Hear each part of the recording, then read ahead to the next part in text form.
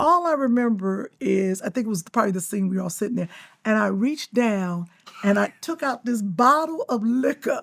Cognac? The cognac. And all I remember was Ice Cube hitting the floor. Bam. And as a comic, you're like, there. Got him. Got him. Legacy, oh, legacy, oh. Let me tell you something. Whoever has that tape, there is tape of me in all latex outfit because they put it on a screen in the bedroom. And it's just me dancing, staying humble, knowing who you are and what you bring. Warm fire. I'm fuzzy. Oh, Lord Jesus. Okay, I'm ready. I'm back in. Legacy, oh, legacy. Hi, Kym. Hey, Lena. I'm so happy to be talking to you. I am more happy to be talking to you. And why? Because you talked about doing this. And one thing about you is when you talk about doing it, I turn around and you do it. That is one thing about you. We were sitting in your living room or something. You was like, yeah, I'm gonna interview some people. I want to get to know some things. And that I was like, Next thing I know, bam, here we are. We are. But you took a long time getting me here. Oh, well. A whole season. I know you had to get those icons in. You're an icon as well. Look, see, and there we go. There we go. Okay. There it is. There it is. Yeah, icon-ish. On my way to iconness. Look, your I would say your body of work is one that is very impressive. And it was very exciting to be going back through the archives, the memories, the characters. And where I like to start these episodes is sort of at a beginning for me, when I first saw someone, or sometimes a person's most like famous project that kind of helps break them into the zeitgeist. For me, the first time I saw you, First of all, was on what word did you use? the zeitgeist. What did I say? Zeitgeist. I'm gonna need a dictionary or Alexa or Siri or something. What's a zeitgeist? I think the world, the culture, for people to know that you're Zeitgeist. on the scene. I like that. The first time I saw you was on a show called The Sinbad Show. And it was a very particular episode where Nancy Wilson was also guest starring. That's when I met Nancy. There's a young Ray J in the episode. Oh, yeah. And church is really the center of the episode, and really believe in God, if God exists or not. And you play one of Sinbad's love interests. Yeah. So we've talked on this show a lot with previous guests about multicam and that kind of acting. I'm curious, how did you take to multicam, and what was it like on the set of the Sinbad Show? Well, that was definitely, we're going to say, early in my career. So I'm nervous now, but I was really nervous then. You try to act like you know everything. And multicam is a different kind of energy than, say, single cam or movies. So for me, it was always a fine line of coming off of, say, Beauty Shop and these plays where you had to be so big you could hit the back of the wall. So I always was fearful in, I guess, with the multicam being too big. Always felt like I heard, Kym, can you bring it down? Kym, just, and so I always tried to find what was that fine line between being funny, being big, and not getting fired. So I would say, and you're on the show, Sinbad was huge then, you know. Sinbad is big, you got Nancy, you got all these people. Ray J, I just knew he was Brandy's little brother, you know, you pop him in the head and keep it moving. But I believe that was it. It was just, and then I've never been good at anybody's love interest. We can get into that later, but let me tell you something. I've never, oh my goodness, you got me telling the truth already. Let's see. I've never been good in a love scene. I was never been comfortable with it. So even, I've always been a sexual character on TV. They always pin me to be the sex kid. And I'm like, nummy. But it was always difficult, even like with Sinbad, to I would flirt and do all that. But baby, if they were like, okay, you and Sinbad got a kiss, I'd have peed in my pants right there on the set. I was like, I would just. How did you deal with that? Just to keep it in this area, how did you push through that uncomfortability while still being able to perform? Wow. Like you said, you're an actress, you had to act. And if you look at my scenes, I go through with, like you said, comedy. I can push through if I can be funny. If I have to be serious, so it's a sitcom, and if I could throw a little, oh, baby, you know, and somebody laughs, it breaks it for me. It's not real. But as long as I can affect people and make them laugh, even the director and the producers who are standing around, then I was okay. I was okay with pretending that I was someone else. Wow. Well, this leads me to another credit. It's a show that impacted me, so many others. I always say it's kind of where I got my personality. Let's talk about Martin. You did an episode where you play a robber. You and some ladies come into a casino called Uptown Friday Night, which is clearly a play on Uptown Saturday Night. And you come in with a mask on, a black bodysuit, a fly leather vest, and you rob Cole and Tommy, and y'all take some earrings that belong to Gina. And they have to come to you and your friends. You're also working with Nicole, Brianna. Yes. And so she's amazing. And you all kind of have to like rob these people, and you're dancing and it's funny. I love that episode. I went back to revisit it. You're doing a lot of stuff with Jerome. Yeah. What was that like? What was it like filming Martin? See, Martin is another piece of history in my evolution, because a friend of mine was, once again, no agent. Wow. Jackie Edmonds, who's no agent, no reps. no reps. Just getting calls, getting jobs. Jackie Edmonds, who we grew up together, and my dad was like, "You call that Jackie Edmonds girl when you get to L.A." Friends of the family. And so I called her, and she was a producer on Martin at the time. She was like, "Kym, come on in, I'm gonna get you in." And she got me in the first time. I auditioned, and I didn't do well. Okay. So now here's another audition. Okay, Kym, now I'm friendly with Bentley Evans, and people know me. No agent. I come in, and Jackie's in the room, Bentley's in the room, and I do the audition. But again, it wasn't good enough. In the middle of the audition, now everybody's in the room, all the producers, Bentley stops and says, "Hold up."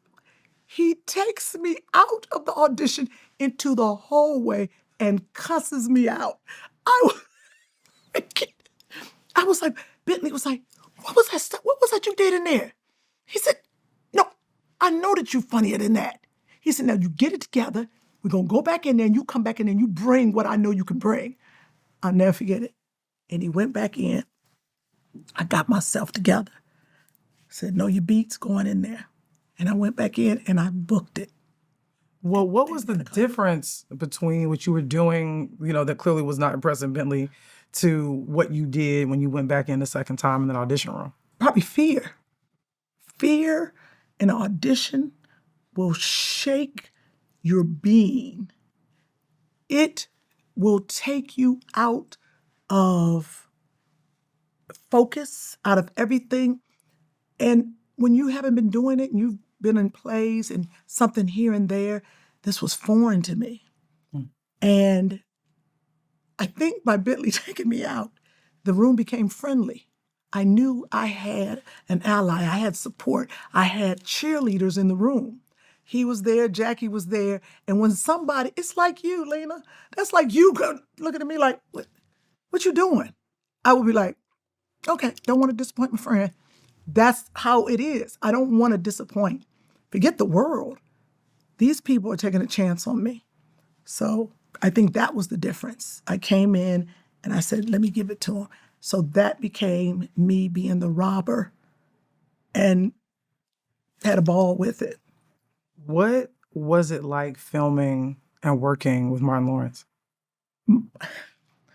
Martin, when I tell you I love this man, because you can see the funny. He quick, fun, will stop, say, oh, no, let me try it this way. Let's do this. And kind. That's what it was. So if all the times I've worked with Martin Lawrence, he has always been kind, giving, funny. He won't say, oh, no, don't do that. Like if you do something funny, that's funny. I'm gonna accept that. That's funny. He doesn't stop the comedy. So I had fun with him and Tisha. Tashina, that's a whole nother story with them. But that's when we became friends. And I really could see the sitcom world there. All the people working, you become, this was new to me. Once again, another new, but this is a big sitcom. I'm in the big time now. You know, people, this is worldwide. People know this show. So always nervous. When you look at now, they're my peers, but at the time, I'm looking up to Tisha, to Sheena, you know, and they're like, come on, you know, it's almost like, come on, little guest star, little, come on here, come over here. We're going to show you where to eat. We're going to play spades with you. We're going to cuss you out. And then we're going to have a good time. But you always are, make sure you hit your mark, know your lines. You are a guest here. They can mess up their lines. You cannot. So it was that kind of process for me. And while I'm working, I wanted to know how do you keep this? How do you grab onto this? How do you get more? How do I become their friends? Because it was like, if I can just get to know Martin and get to know Tisha but I didn't. That went on about my business. I didn't know how to, can I have your phone number and what can we do? None of that. I just was like, just be good that you can come back. I didn't understand that world and how to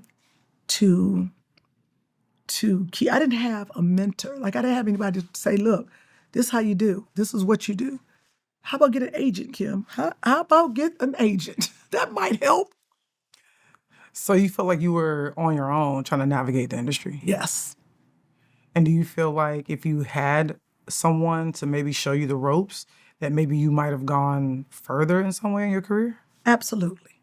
That is one of my biggest regrets, that I did not grab onto Jennifer Lewis, because I knew her and I should have asked. The thing is, when you come into this business for some reason young, you don't open your mouth. I don't know what this thing is like, I can do it myself, or fear. Even now, friends are like, Kym, you know everyone. I said, I don't ask my friends for stuff. They were like, that's ask. I was like, so I don't, and Jennifer would have been the one to say, hey, how do I do this? Or can you just show me what I should ask for, what I should be doing? I'm reading, going to acting classes, trying to figure it out, talking to other actors who are on my same level. How does that help? No, I should have grabbed onto some people. I should have talked to some people. I should have asked more questions. And that's one of my biggest regrets. And I really believe that I would have, money-wise, talent-wise, I think I would have grown. And definitely probably been a lot further, faster. You know, it's been a slow burn for me. And I feel like I'm still going. So I think that's the lesson, that even now, if you need to know something, call somebody. Like, hey, Lena, look here. They trying to take my money. What should I do? You know, what this contract? You think I should do this part? I still don't do it enough. I called Jamie Foxx one time, and he gave me some advice, and I took it. But that's one time, and how many times? Can you speak to why you don't want to reach out? I feel like, you know, that thing in your head, like, I don't want to bother them. But people bother me all the time. Why don't you want to bother people? I want I want our friendship to be intact. I don't ever want to be the person that's like, hey, can you? I always feel like I'm saving it. Like ooh, no. When I gotta accept that award or I got that big part, I'm gonna call Lena and I'm gonna weigh it against this other part. But I'm gonna use that one favorite at one time.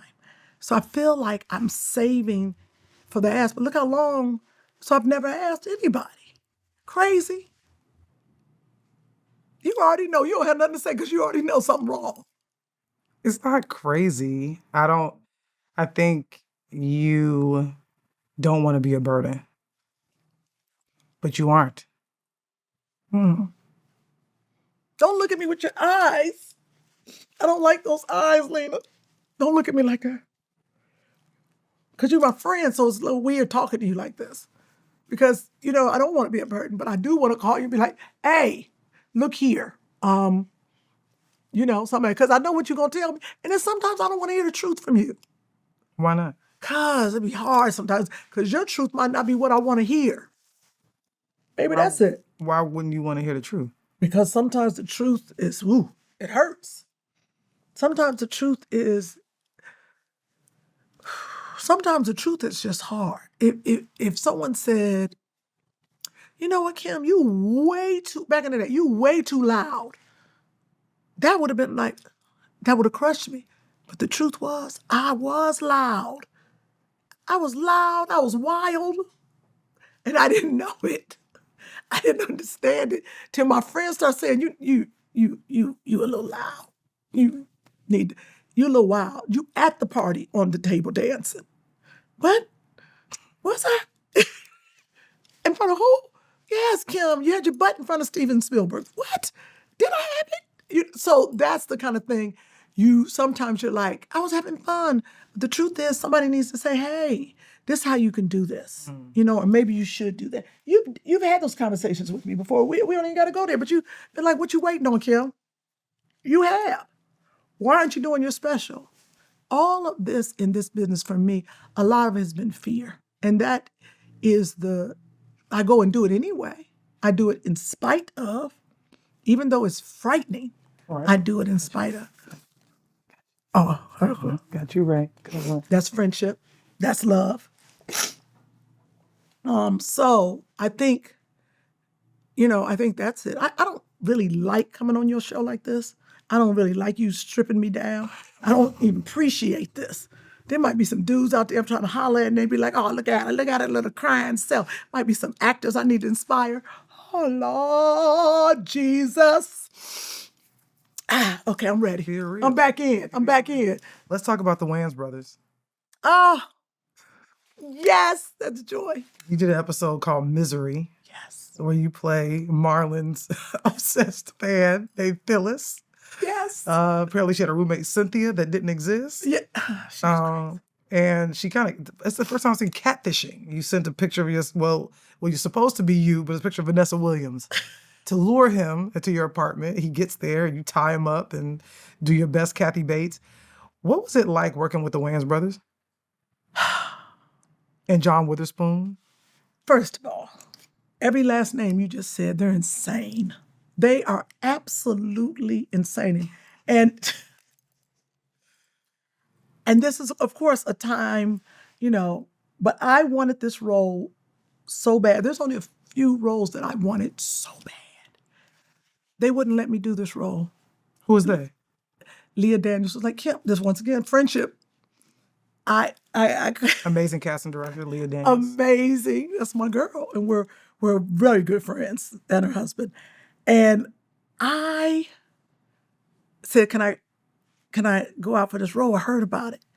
And she was like, no, Kym, you're too pretty. I said, please, I got to have it. I said, I could do this. And that's Dimples are too deep. All that. Oh, I got in trouble for that on the set too. So I begged and begged. I'll tell you, Leah got sick of me. She got sick of me calling, texting. I think back then it was a fax machine. I was sending fax. She said, okay, come on in. You're going to be the last person. I said, fine. I spent all day. See, life is different now. I got all kinds of, kids, everything. But when you first start, you have nothing but time to figure it out. I went to the toy store or whatever, and I got these fake teeth. Thanks to prosthetic teeth. The prosthetic teeth. I said, oh, I'm getting this role. I got me some of that little stuff you put in it. Let me tell you something. All night, I slept on it.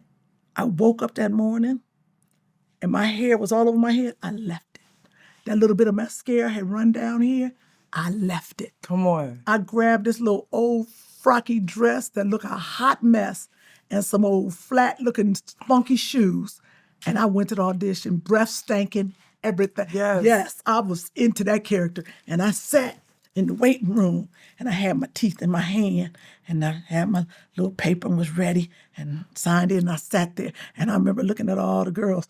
I was like, they not ugly. But, they white, she had to. I was like, get this role. I said, I'd never forget. She was like, Kym, come on in. Ooh. Yeah. Leah was sick of me. She was sick of me. And we were in the audition and all the producers, I can't even remember the producers, but all the producers were sitting there with my boys, but I knew them and they knew me. They was like, hey, Kym. They all looked at me. I said, hi, the little dimples, a smile. And I'll never forget it. I turned her, I said, I'm ready. I turned around, my back to the camera, and I stuffed them teeth up in my mouth. One was gold and the rest was crooked. Baby, they said that first line, and I turned around. They fell out. They was on the ground. Leah was through with me. And I remember doing that audition, and that's when you got it. And the producers did like this. Can you come like this on Monday? He said, I want everything you have. Bring it in.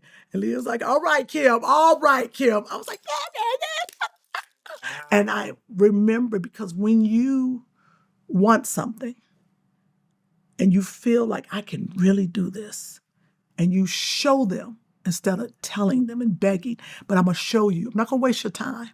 I'm going to show you. That was one. And on the set, that damn Marlon. See, every show I've done with the Wayans, they're going to ad-lib on you. You got to be ready. Mm-hmm. So we were having so much fun. I think Garrett was the director. And we were having so much fun. And he started cracking on me. Marlon was like, I'm going to take you to the dentist. That's not in the script. And I was like this, and I'm going to bite you. Just cut. He said, okay, listen, y'all. So we just kept doing it, having fun. And then he said, Kym, this is great. It's all fine. He said, but every time your dimples show, I didn't think about that. He was like, you got to find a way not to laugh or even smile. So I had to do the scenes, and I was like, when I tell you we had so much fun, and that's why it is definitely one of my favorite things that I've done. And me and Marlon, we are friends to this day. And I love Marlon. I love him. I love his whole family. They're really a creative and nice family. What made you want that role so bad? What made you go for it that way? I could see myself doing it. I went for it because I saw me in that role. Once I read it on the page, I was like, oh my God. And I saw the potential of the craziness and the fun. And it seemed easy. There was no difficulty in that role. There was no challenge. It was nothing. I was like, this right here is a walk in the park. What did you want Phyllis to be? Oh, I wanted her to be a crazy, foolish, in love, just crazy, just as crazy as she could be. And in her mind, that was her love. That was her boyfriend. And she had a closet with all the pictures. The cutout. The cutouts. And I wanted Phyllis to be, but I also wanted them to see her humility. I wanted them to see that she just wants to be loved. And she crazy. She needs some medicine. And she needs to go to jail. But something happened to her and she just wanted love. That's it. And she chose him to love her, and his brother and his daddy and all of them, they just ruined it. It's very interesting talking about this character because you said you feel uncomfortable playing the love interest. And you said Phyllis was easy, or she came easy to you. What was it about that character that you related to or that you could understand in order to play her in such a humorous but yet human way? First of all, your questions are too deep. But I would say that first of all, there was no sexual tension there. There was nothing. First, he was going to run from me. Anytime I got close to him, I knew that he would run. So there was no fear of I had to kiss him or anything like that. And for me, I grew up with all boys. So the crazy of the physical and the boy stuff and this woman, she wants to be feminine. And when you say to me, like I've always struggled with the feminine side of me, like, just the girly, everybody's like, you got so much testosterone. But I grew up with all boys. But my mother was very feminine, very demure, very, but I was in a world of boys. And my mother was like, Kym, can you just put on the dress? I don't want to put on the dress. I'm going to play football. So doing this character, there was that I could be rough, but she's still, I want love. So the struggle of both, if we want to get deep into that would have been for her, that I want to break through this. I want to be loved. I want to be feminine. I want to cook you dinner. I want to take care of you. But I also want to chop your leg off. I want to strangle you. So I think that was the fun of it, Does some of that come from you being tall? Because I feel like sometimes when you're a woman that's slightly taller, I'm tallish, you're tall. Some people say we're tall for women. Does that make it hard to embrace your feminine side or your sensual side? Because women, they tend to want you to be short, petite, small. Interesting. And so I'm curious if that maybe has something to do with why you feel not as comfortable in that feminine side. Well, I think, because of all the boys, growing up with the boys, and I had my mom, but in sports, and I always wanted to impress my dad. So all the boys are playing football, they're doing everything. My dad's going to all their games. I'm playing volleyball. I was like, Daddy, you gonna come over? I'm playing volleyball. And especially when you get tall and you have big breasts and strong, but also I think it is also a protection mechanism. Also growing up, the tallest in the class, the strongest, I protected all the smaller girls. I know this sounds crazy, but I was more of the, hey, get off, what you doing, So that, and dating, because I knew that I had played football and I got brothers and I would fight you down to the ground underneath the bed. So I think I played with dolls. I did all that stuff, but my mother could never get me in the kitchen. I was competitive. So when I look at that, even you're right, the masculine side, even in high school, they had a pie eating contest lined up. Who you think won? Football player, me. Killed it. Okay. So that thing, and that might be the thing that is the struggle when a scene comes around, that I have not been exposed to. Now, if you talk to my friends, they're like, oh, honey, if Kym gets the right one, she turns into a girl. And it's true. When I feel taken care of and I have a very, I don't want to say a person, but a man who's really, I feel safe with, I don't have to be the one running it. I go. So you need an alpha. There it is, an alpha.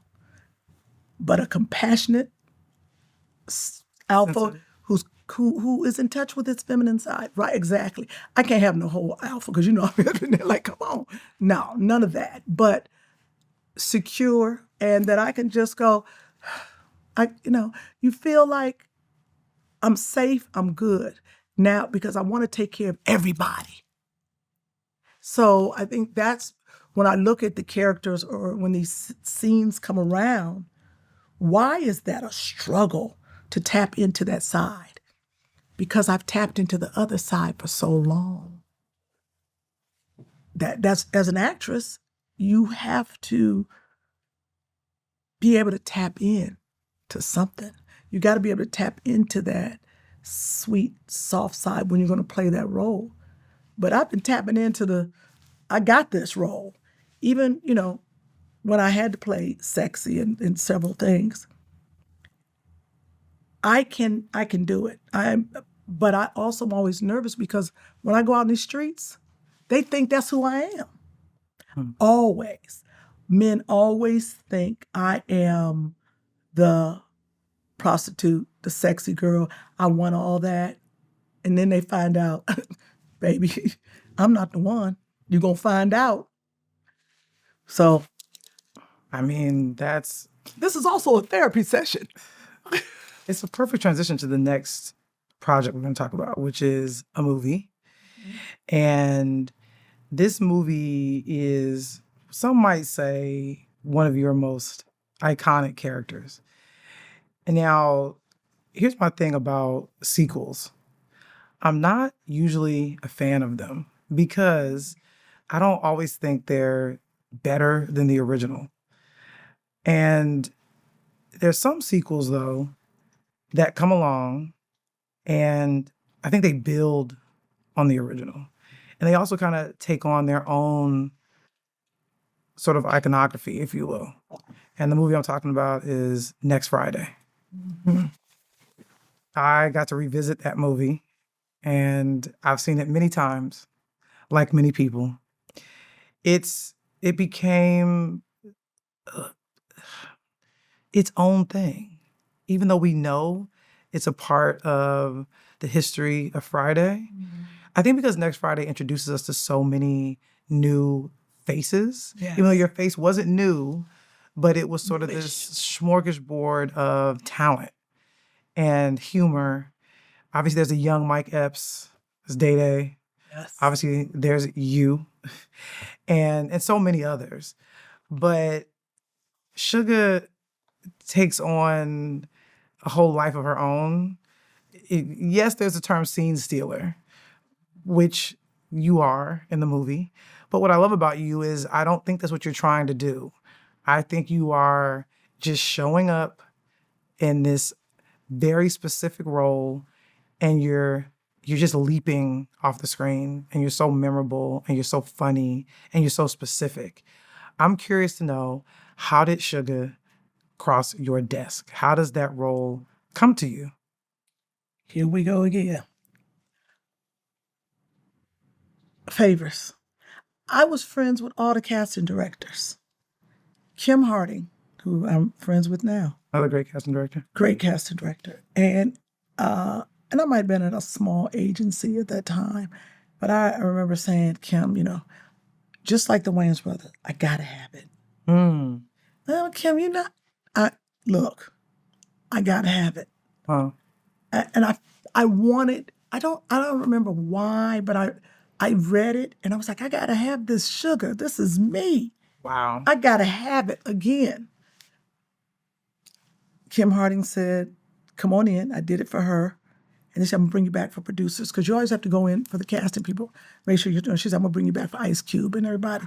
And I was like, okay. She said, but I want you to know, there's other competition out there, And so I remember getting dressed, and I'm not comfortable in the little, the little dress and the tight dress.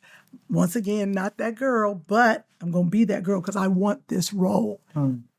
I put on a big winter coat and I went into the audition, again, hiding it, but I see all these little girls, all of them are this big.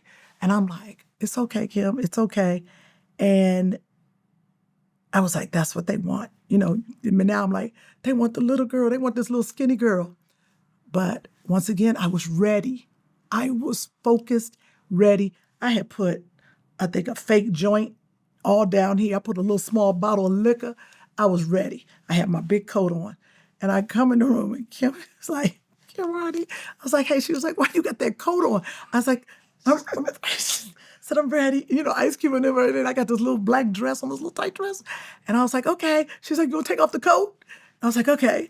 And I took off the coat and and Kym, we talk about this. We start the scene and all I remember is, I think it was probably the scene we were all sitting there, and I reached down and I took out this bottle of liquor. Cognac. The cognac. And all I remember was Ice Cube hitting the floor. Bam. And as a comic, you're like, there. Got him. Got him. And that's how I got Sugar. Wow. And just going on to that iconic time. Me and Mike Epps were just on the set of Upshaws together. And we talked about that. I said, I was in your trailer and we were talking about it's our first movie, it's our first thing. Like we were both, and when I say kind of nervous but excited, and we bonded. Like we were like, this is it, let's go do it. Let's do this. And fun, just nervous. I had to wear certain clothes. And Ice Cube had to pick them. He played no games.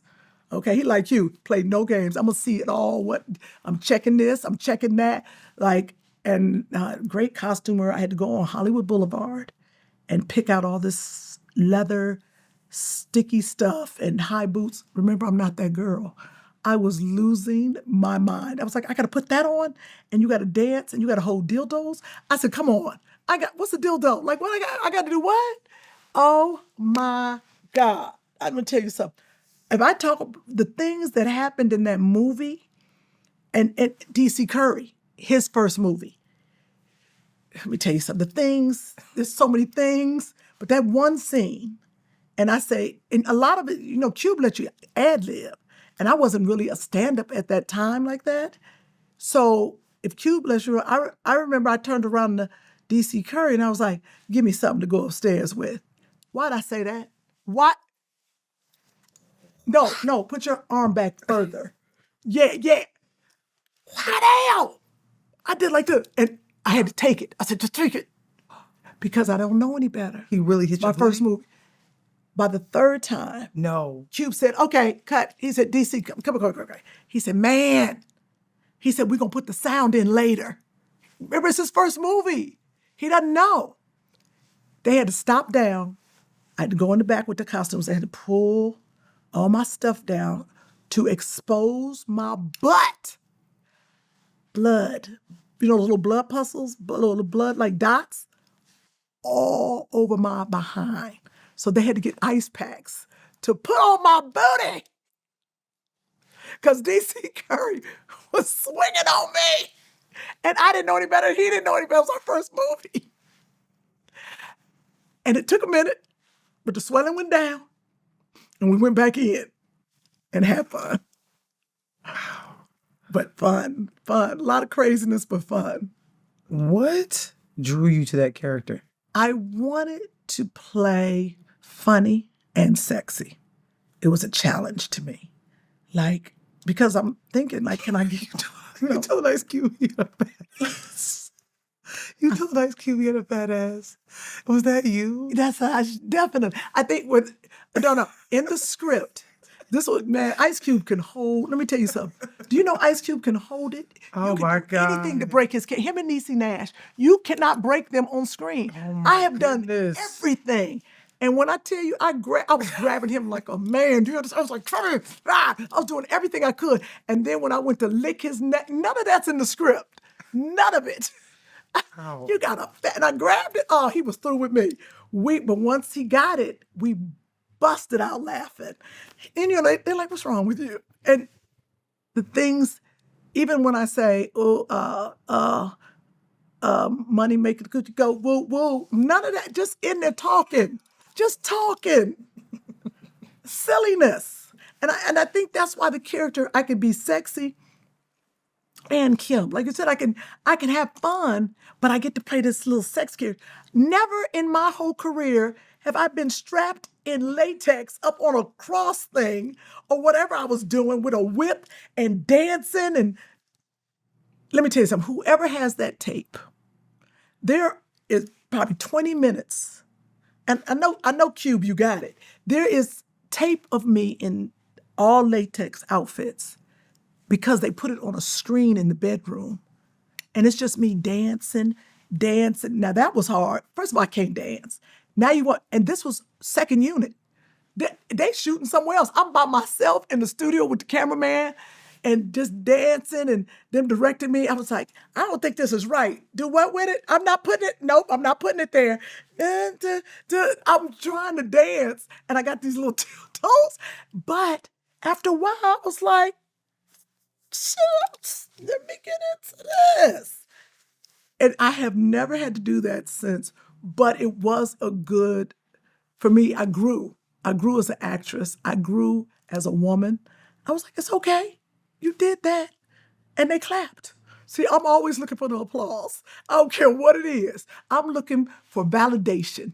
That's what Oprah said. Everybody want validation. I'm one of them. All I needed was one of the crew members to do this. I was like, I did that. Well, now it's interesting because you talk about because a lot of your characters are sexualized or highly sexual, if you will. Yes. But yet you kind of ran toward it with Sugar. And did you have any idea how much that character would define you and your career? No idea. You don't think about it. I was like, oh, this will be fun. Never thought that, especially after every prostitute role, get that Kym Whitley.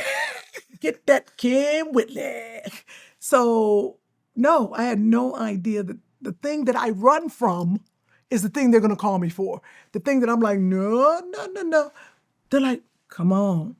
I'm like, can I play a police officer? They're like, no, we need you for that prostitute. So, no. Is it a challenge for you? Why do you think you're so good at it?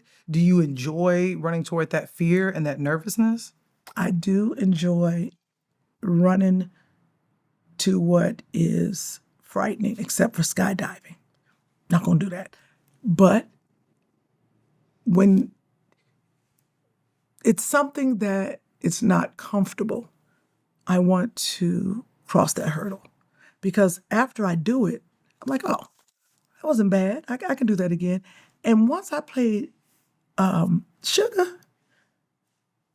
I'm going to be honest with you right here.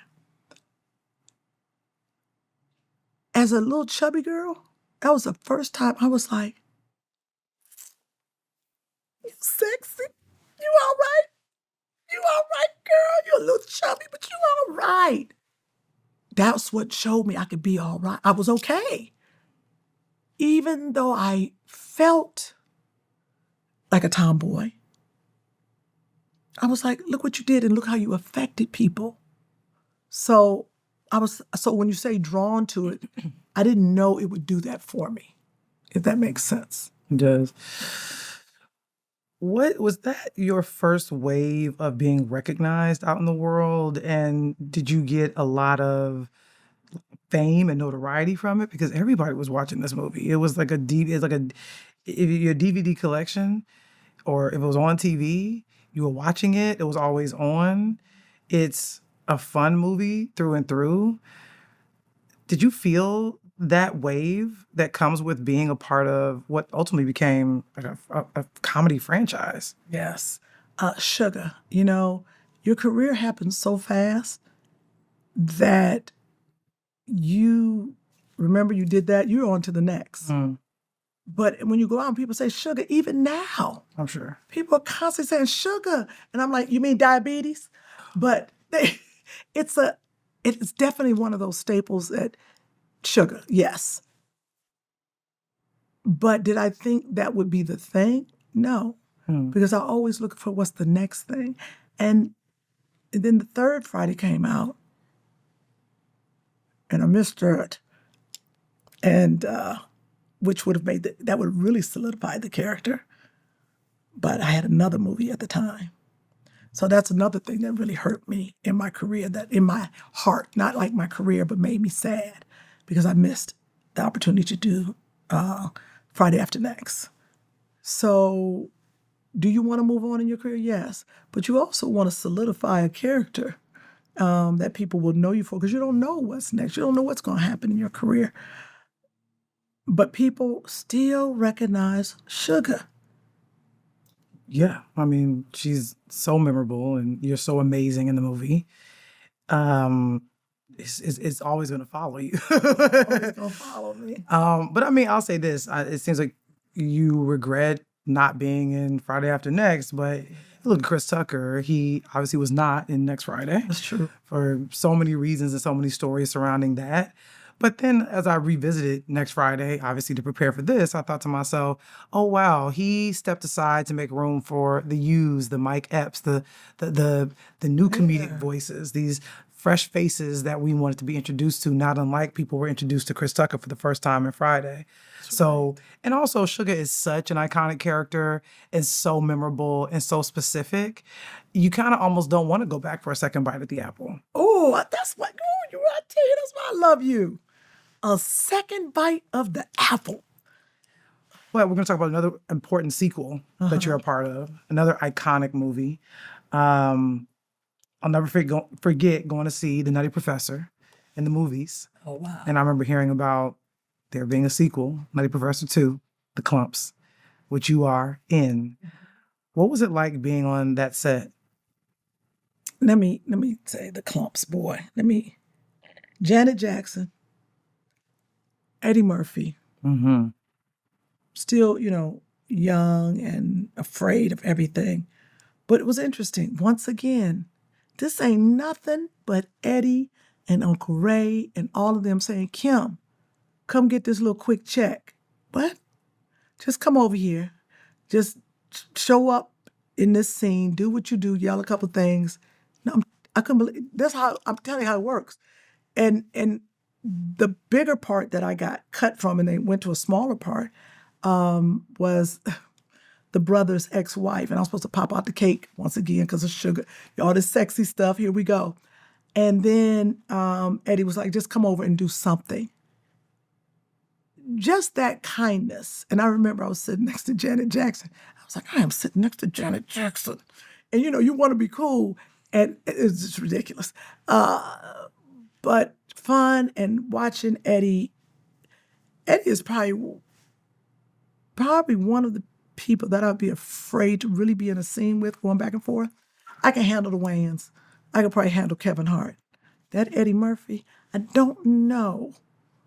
Me and him in a scene going back and forth. I have not done an improv with him, just me and him. That might be one of the things that I would like to do, but that's a little fear right there. He is so funny and such a good actor. That all those things, and being with him on the set. But the more important thing is that he said, come on, get this check. The residuals that I got from that small little scene were bigger than what I was making on a TV show. And I always think about Eddie and his uncles and all them saying, get Kym. Kym can do that. Let Kym come on over. People always looking out for me. So interesting, because you say you're nervous to be in a scene with him one-on-one. But how did it make you feel that he called you to come be a part of the movie?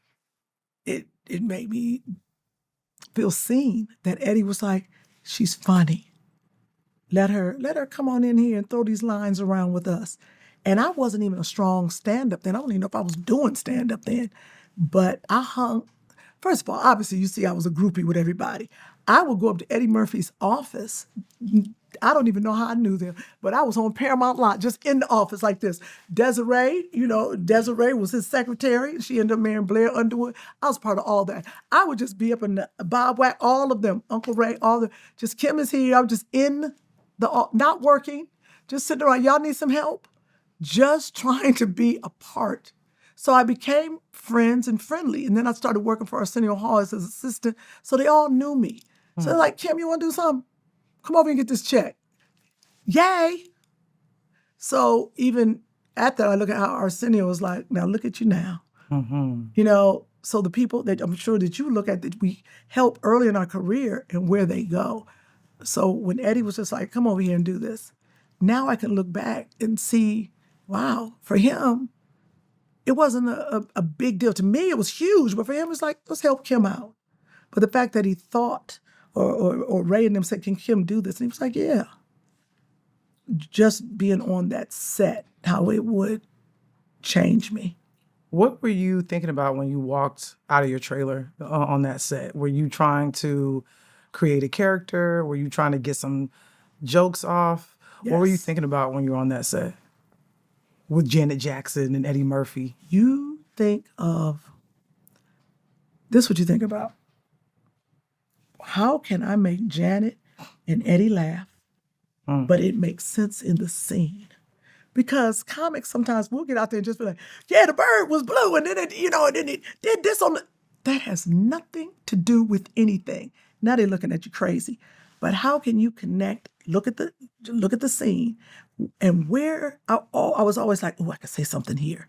I could say something here. So I had put what I like to say is a lot of jokes in my quiver. So if it was time, I can whip it out. It's gonna seem like I'm just improvising, but I have a lot in there that's ready. How much time are you spending coming up with those jokes while you're looking at the script to see some stuff that you can ad lib? Like, how much time are you spending doing that? Are you doing that in your trailer, or is that what you're doing at home before you go to set? You do it at home. I call other comics, friends, other actors. I'm like, what do you think would fit in this? And what is that funny? If I say that here just to have it, but you spend enough time, and sometimes it never works. Sometimes you don't even working with you. I would be ready. And you'd be like, all right, Kym, that's it. That was the last take. There's 3 jokes I wanted to say. But you have it ready. And in your trailer, you come up with things. But sometimes you forget because you're in the moment and it doesn't match. It's not going to make sense to say that, even though it's hilarious. So you spend enough, you got to learn the lines, understand the other characters in the scene, and then you got to read the room. You ain't gonna jump on Janet's line. Now, that's what I'm saying. So other comedians or something, they're gonna give you a little room or let you play or something. Certain actors and certain people, you like, that's Janet's turn. I'm not gonna say that right there. So you got to read the room. So it's a lot of things that go in that. Your preparation and on the spot being ready. Is this the right time to say this? Is it not? Because then you won't be called back. Are you talking to the director before you go on just to ask or get a sense of like what you have space to do? Yeah, most of the time I do. I ask the director. Sometimes I've learned that it is better to, better to say I'm sorry, to apologize than to ask for permission. But most of the time, because of who I am, I always ask for permission. I always go to the director and say, I like to ad lib a little bit near and here. Would it be okay? But sometimes a director that's you follow me, is too afraid of the head of the star or of the producers, but it's usually number one on the call sheet. So I just got the job. Eddie just gave me the job. I don't know if you can do that. So what I have, like I said, you read the room, that they're like, well, I don't know. Let's just get the scene. But most directors do this. I always ask this, can I get one for me? I was like, just give me the last take. They forget, I was like, give me that, can I get that take? And even the last movie with Eddie Murphy, I was like, I need the last one because I'm older in the business now. I ain't got to know the director, I know who I am. I'm like, let me get that last take. Now you can do it, but being young and new in the business, I'll go to the director and say, is it okay if, I ad lib, I have some funny stuff. And sometimes they'll say, but Kenya Bears, I think even he just hires me and he never gives me lines. I'm like, can I get the script? Kym, just come on and just do you, which is a big trust. So that makes me even more nervous because how do you know you got what it takes to go toe-to-toe with the Eddie Murphys, the Kevin Harts, the Mike Epps, when you're in a scene with them, to be ready. And sometimes it's good and sometimes it fails or flat for me. And then when you see it on the screen, they didn't take the take that you thought was so funny. So what I learned from that is you always got to be good. You can't take a chance on a take that's, you can't take a chance on a take that's going to be mediocre. There's just so many takes that I'm like, I'm just going to dial this one in. No, you better not. Every take has to be because they might pick that one. And I've learned too many times, I've looked on the screen and been like, that's not the one. The second one was better. I really hit that. So not going all over the place, but doing those movies with those great people. I try to ad-lib, but I ask the director. Did it give you confidence when you get calls like that from Eddie to say, come be in the sequel to Nutty Professor? It gives you confidence and constipation. Your fear of the fish. It's a lot going on. Yes, it does. Even when people call me and they're like, Kym, you're like, what do you see in me that I don't see in myself? Even you'll be like, Kym, dude. I'm like, Lena, you calling me to do the mama? Me. You're like, come on, you can do it. Because I don't see myself as others see me.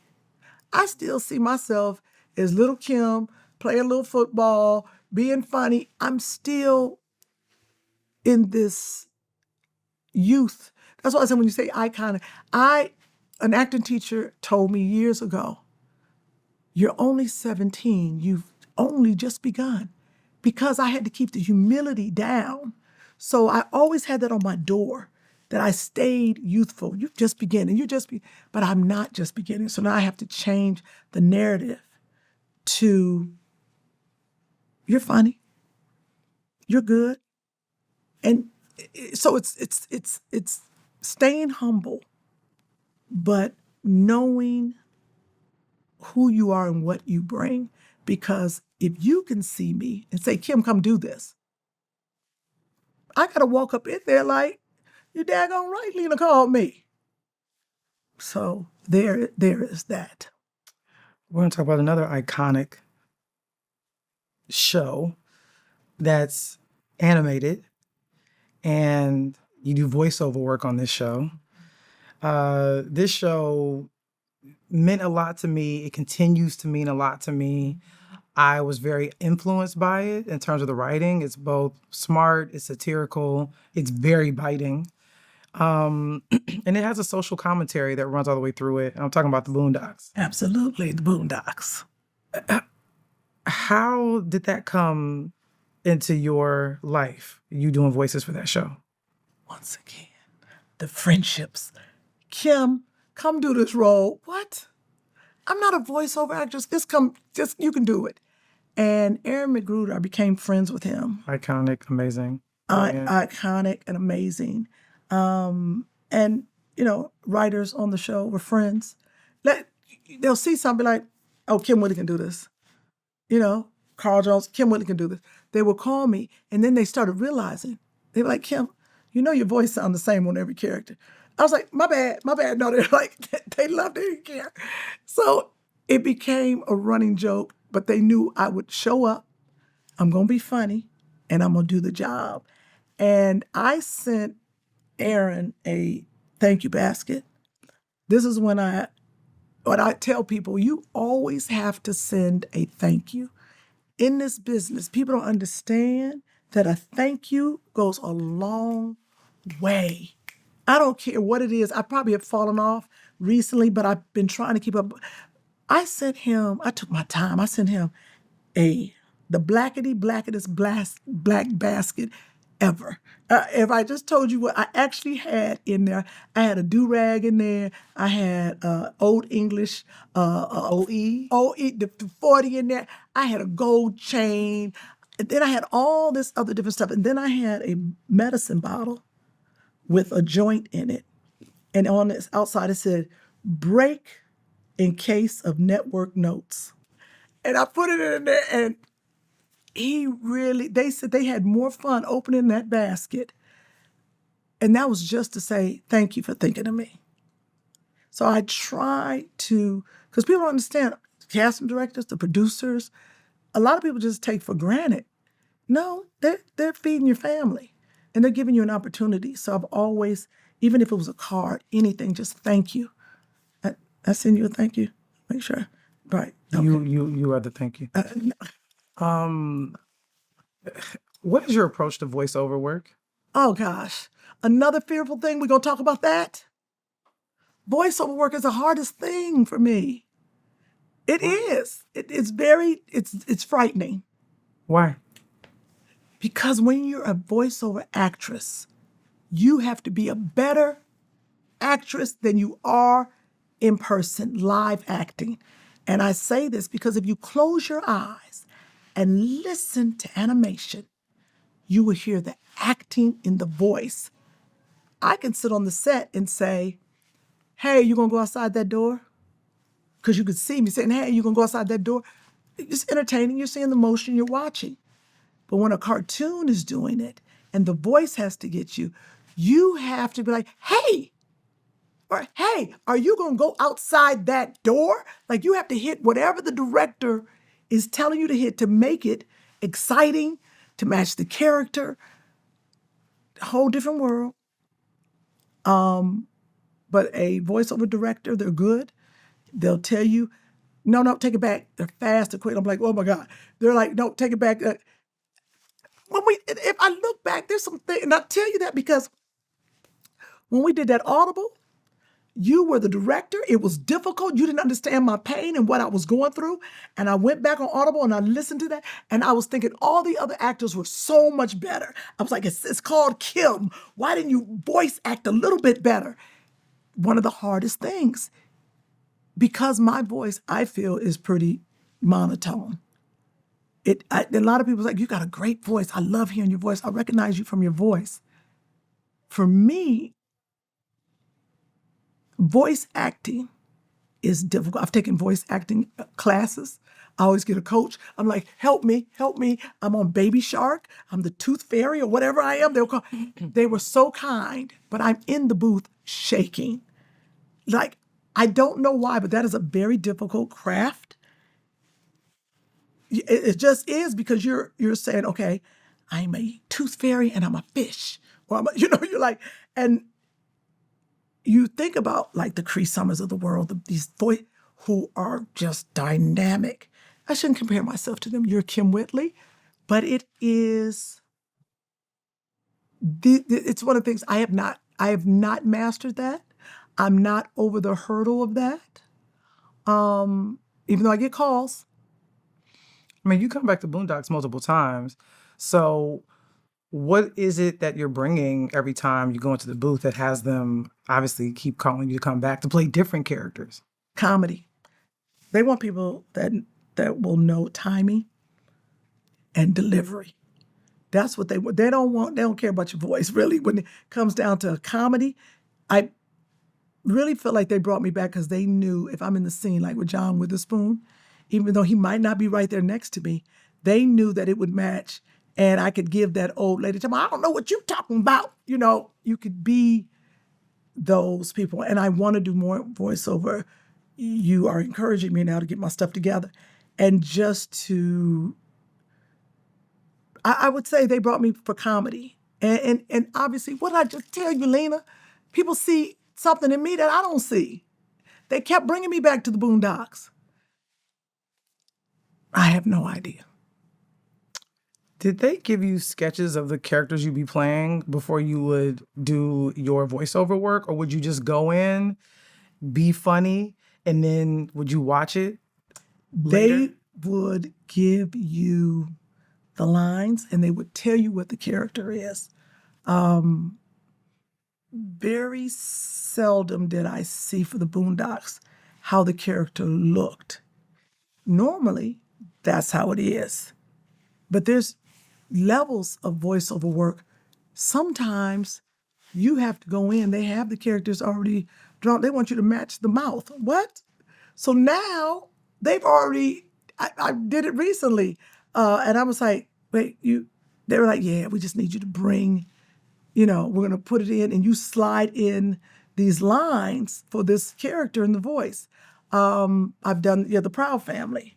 And I had to match because I love we at the time we drew the character, we've already sent it out. Now someone else did it. They lay down the voice, somebody that works in the office. But now we're going to put your voice in because you're going to play the character. That's even harder because the timing and so it is it's a craft.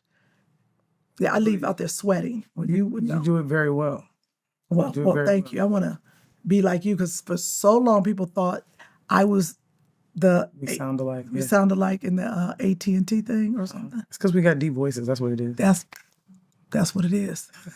But you and I watch you, I listen to you, and I was like, what made them pick? Because that made it seem, because I know you. You didn't put any effort. You didn't go like, oh, I got to hit this word and I got to, you were you. And that's it. But you are you, and that's why you do so much voiceover work. Because I think your voice is one that is nice to listen to. And I think your humor comes through your voice. So I think that's why people kept calling you back. I need that because I love that because you're absolutely right then. I need people to keep calling me. And they do. Look, we're going to talk about another really funny TV show. Can we talk about Curb Your Enthusiasm? Yes. The Carpool Lane. I've seen this episode so many times. It's never not funny. You're pitch perfect. And when watching it again, I'm still laughing. I'm still discovering things that I hadn't discovered the other many times I watched it. And it's really hard to have a perfect episode of television. It's just not an easy thing to create, especially a half hour. And the thing about a really perfect episode of television is that you want to watch it again and again and again, and it keeps being funny and you keep discovering new things about it. How did Monina come into your life? Monina, that was auditioned through an agency. And I was working on something else at the time. See, honey, let me tell you something. God works things out. I was working on something else, and they're like, we want you to go in. Now, first of all, let's just see how ignorant I am. You already know I got problems, right? I didn't even know who Larry David was. All I knew is there's a little white man on TV and he was funny. That's all. I was like, who that little white man? He's so cute. So I go into the audition. They said, you're going to go in for this Curb Your Enthusiasm. And they gave me a little piece of paper because you got it improv. And it said, you're going to be a prostitute. I was like, here we go. I know how to be a hoe, but this is the kicker. I said, I'm going to get some help. And see, people don't understand. You got to ask for help. Mm-hmm. If there's something you're not. I'm not a real prostitute, so I don't know how prostitutes really roll. So I went to people who would know prostitutes. Cat Williams. That was my first choice. Cat Williams gave me some lines and prostitute stuff to say. I put it in my quiver. Remember, I got the little quiver back there I got to whip out. David Koechner, who, was on Saturday Night Live, and he lived across the street from me at the time. He had already been on Curb. He gave me some stuff. I had to put it in my thing. Buddy Lewis gave me some stuff. I put it in my little quiver. So now it's time for the audition. And they were like, well, Kym, they're going to have to audition you out of sequence. So no one else had come in. I would be the first one to audition for this prostitute. I said, okay. And at this time, when you start off in your career, you first got to audition for the casting people, and then you go into producers. But now I'm at a level, I've done enough, they take you straight to producers. So I'm in the room, it's some men in the room. I was like, and I'm in my little prostitute clothes. And I was like, okay, because we're out of sequence. And I go in this room, and there go Larry David. I was like, oh, there go the cute little white man. He's sitting in the chair. And I see Cheryl Hines and the rest of them, producers sitting around. And that's what was good and a blessing. Because I didn't know who was in the room and I didn't care. All I know is I'm filming on this other set. I got this little prostitute I'm going to do for y'all. I done talked to my friends. They gave me some prostitute things. And on the strip, it says, Larry's going to pick you up. You're a prostitute on the street. Y'all go into the Dodger game. And the last word is, get the F out the car or whatever, let's go. I was like, cool. Let me tell you something. I went in there with no fear. Don't know who he is. He starts cracking up. They all start cracking. I don't know what's happening. I'm just acting a fool, right? With all the prostitute lines. And then Larry would go like, what did you just say? And then we did it. And I would act like I'm getting in the car. And I would say stuff and act crazy. And Cheryl and them were over laughing. And then I left. And they were like, and they called me and they said, you raised the bar so high that every time we saw somebody, we couldn't unsee you. And I thought that was real. I was like, Larry, thank you. And this is real ignorant. And I hope Larry don't watch this. We was on the set. This is what you got to do your homework, people. If you're going to be on a show, watch the show. Look at the people. Find out. Do some research. I'm on the set. He has on the Seinfeld jacket because that's the show he's from. I'm like, why do you keep wearing that Seinfeld jacket? I look at him. I said, well, if it ain't on BET, Larry, I ain't seen it. Just ignorant, crazy. He just thought something was wrong with me. He didn't care. We had so much fun on that set. And we had no dressing rooms. That's when you know shows, when no dressing rooms. Had that been BET, I'd have been cussing out, calling my agent and everything. You're so happy to be there. They had one trailer. Everybody was in it. Larry's in it. The producers are in it. You had a little room. You better go in that back room, change your clothes in the bedroom, and go in the bathroom. Hey, Larry. Okay. And let's go. So a lot of bonding. Preparation was really just knowing what the scene was about, the characters in the scene, and what do you want out of it. Talked about a couple of things. You talked earlier about not wanting to be a burden and not wanting to call people and ask for help. What had happened within you so that way at that point, when you got that part, you weren't afraid to call Cat Williams and ask him for advice on how to play Monina? Because this is going to sound crazy, but at that time, the Cat Williams, the Buddy Lewis, I'm not saying low-hanging fruit, but they're right there. I can get to them. Cat's my friend, I can call Cat, or I'll see him on the set or wherever we were doing. Buddy, I always call Buddy Lewis. Dave Keckner's my neighbor. There was no burden because they were in my somewhat circle. So calling them was just like, hey, you want to go to the comedy club? What you doing? I think that's why. When I have to go out of that immediate circle, even with like Jennifer Lewis, even though we've been friends for years, I'm like, oh, I don't want to bother her. The bird, oh, Lena's right, and she's probably working on something. That's the thing, because I'm not as everyday connected, knowing what somebody's doing don't feel like a burden. So I felt like Cat is right there, Buddy's right there, Dave across the street.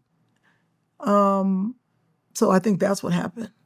You also talked about walking in there with no fear, but how that's something that you actually ran toward earlier in your career. What had happened to you up to that point where you had less fear walking into that room than you would have earlier on in your career? Good question. I had been on the stage and started a room called at the Ha Ha Cafe, Whacked Out Wednesdays. This was a Mexican restaurant, and now it's a full-fledged comedy club. And I started that club with Buddy Lewis. So it's two people on stage every night. Every celebrity, every comic had been through there. So my improv skills were sharp. I had gone out for Mad TV. That's a whole nother story for another day. But I had gone through the whole thing. When they said this was an improv show, let me have it. I want that. Because learning someone else's lines is more difficult for me, because I have to study, I have to know where the writer is coming from. I have to memorize the lines. All of that. You're going to give me a scene and just let me say what I want to say? Please. Let me have that. And I think I ran to that for that freedom. I was going to say, why do you prefer improv over scripted? Absolutely. Improv for me is way easier. When other people are like, oh my God, I will take an improv scene. If you give me the start, the middle, and the end, I'll get you there. It's way easier than learning lines. Wow. And looking at the episode, a thing that strikes me, other than obviously you being brilliant and it being hilarious and the episode flowing so nicely, is that you guys seem to be really at a Dodgers game. Are you at an actual game for the filming of the episode? Let me tell you something. That Curb Your Enthusiasm, we were at an actual Dodgers game. We had 400 extras, and they just filled in our area. And And I know we were at a real Dodgers game because we're filming and someone says, "Hey, Kym." I was like this.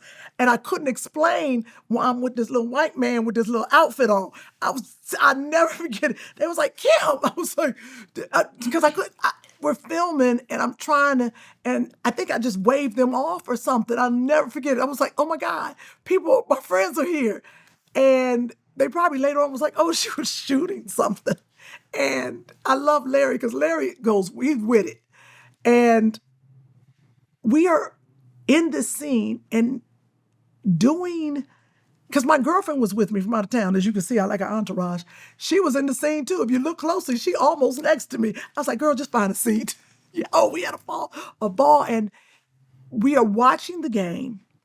And from that episode, once we went through, I remember I went back to do ADR. That's when, of course, if you want to, we have to, do our voices again.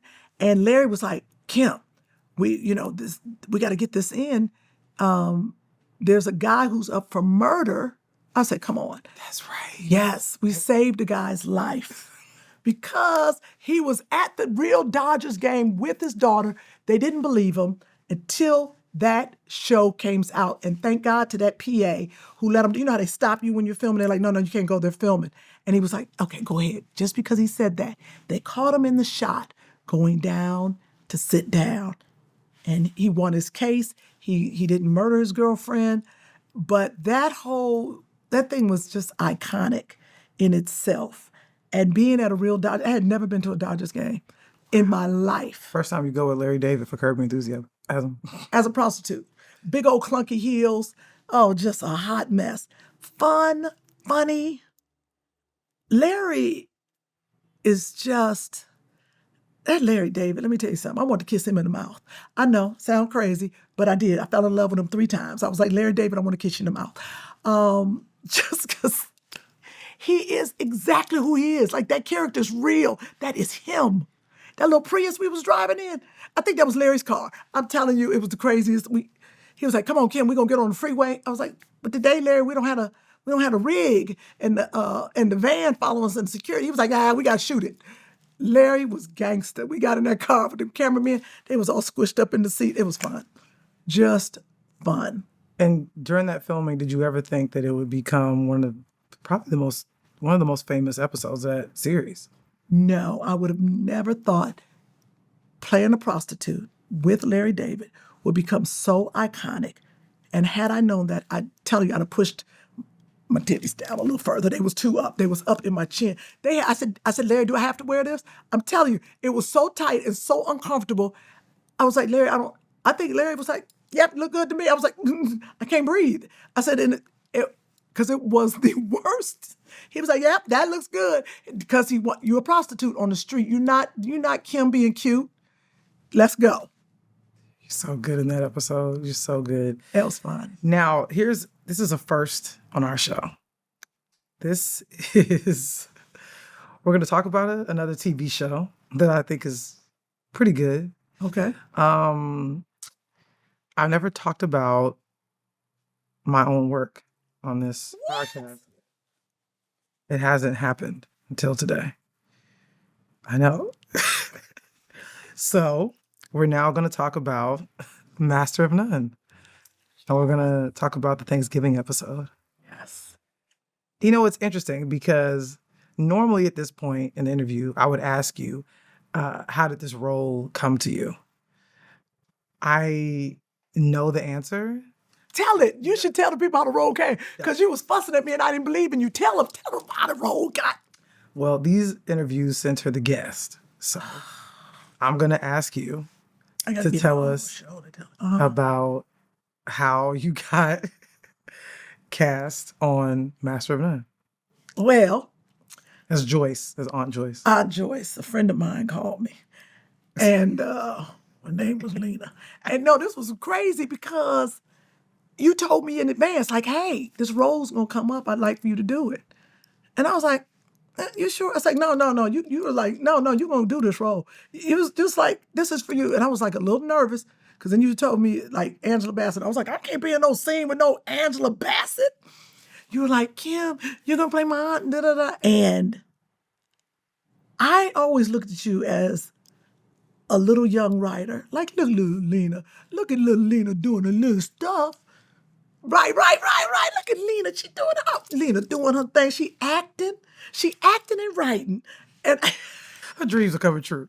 look at her dreams coming true. And I remember you saying, I was like, I'm going to go help Lena. Look at that. I'm going to go help Lena. And I got the role because you put me in the role. That's how I got it. And You didn't audition. I did not audition. Didn't have to. Didn't have to audition because Lena was like, come do this role. And I was like, okay. And it was another fun role. It was, another role that I would have loved to audition for because, first of all, the show, Master of None, of course, and Aziz and you and all the people. That type of show was serious and funny. You got the mixture of both. But the storyline that you were telling was fascinating. That you were going to, and it was going to be a timepiece. So it really had all the elements of something that I would want to do. Excited and afraid because it was little Lena. Like, I was excited. See, once you became my boss, it's a different kind of fear. Like 20s and all that, I'd be like, oh God, I can't disappoint Lena. Then I was like, I'm gonna make Lena laugh. It was a different kind of thing. But being next to Angela Bassett, let me tell you something. I think I peed 3 times. I was like, until I found out that she was another actress just like me. We had our fears, our doubts, what we walk in our power. So what I learned on that set was so many things. And the director, it was really for me as a comic who does fast and sitcoms and always funny, that I was allowed to be serious, to make mistakes, and then to be free. And to sit next to Angela and Angela tell me a couple things like, girl, no, honey, you wait to that, da-da-da-da. I was like, for real? And she was like, oh yeah, I had struggled with that also. So we talked and found out things about each other as actresses that empowered me. And still to this day, things that she told me at that table empower me as an actress when I go from set to set. And I'm like, you look at great actors and they have the same struggles. We all go through this stuff. So that scene, and when I got to yell at Aziz, do you understand that made my day? Without anyone saying, cut, Kym, don't do that. I was like a little cat. I was like, they liked it. Because that's that freedom, that it fit. That line just fit right there at the time in real, like we really at the dinner table, and that's what would happen. So to see, I just look at you and you were so, and I'll be honest with you, I know this is my interview, but I look at you from Master of None and you were little Lena. And to see you grow up, that's what I feel like. You went from there and then you got your Emmy and then you went, but you grew as a actress. You went from a producer and a writer and all these things. I was like, you was little Lena because you was having so much fun on the set. You were helping us and fun, and you were not the boss. You were the actress and the director. Like you were helping and you were the producer, you were the actor and the writer. It was everything. And then to turn around and to work with you, I was like, how this happened so fast? What'd she do? And you wore a different hat. It is fascinating because when you live it, if I'm on the set with you and I live this journey with you, it empowers me even to say, okay, that was you then, that was in that season, but where are you going? What is next? And I think that's what it is, to have fun. Like it was for you on that set, for you, I felt it's like you had your family. It's like you told all of us, hey, you want to come play? Come on, Angela, come on, Kym. I felt like you handpicked all of us because it was so easy and fun. So let me thank you for that. Oh, thank you. Thank you. Thank you. I needed you to play that role because that character is my mom's friend.